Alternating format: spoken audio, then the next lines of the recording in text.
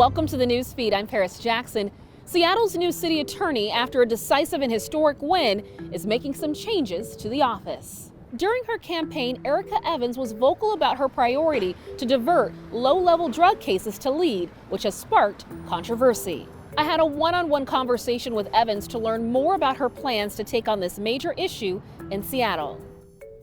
To level set, what is your position on combating the opioid crisis? 80% of the cases right now that officers encounter with folks dealing with substance use disorder, they are already getting diverted into lead.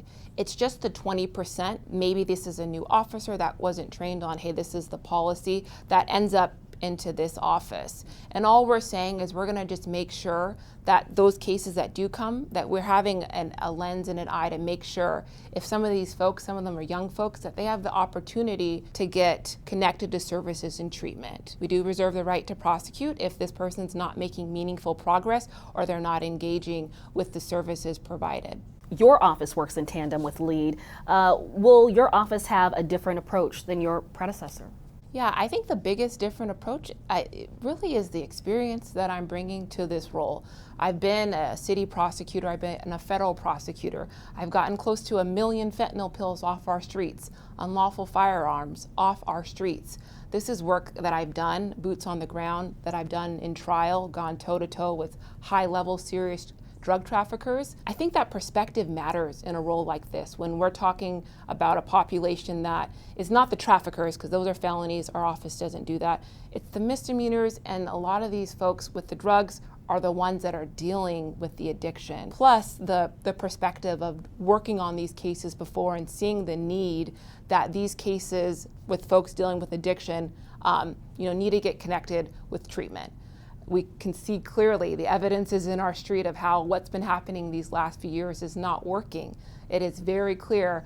We can go to different areas and parts in our city and we can see how what was happening is not working and our failed policies. Staying along those same lines, the King County Department of Public Defense, they had a report that found 215 criminal prosecutions over the last 2 years. Under the drug diversion program, only 6 people were connected to treatment.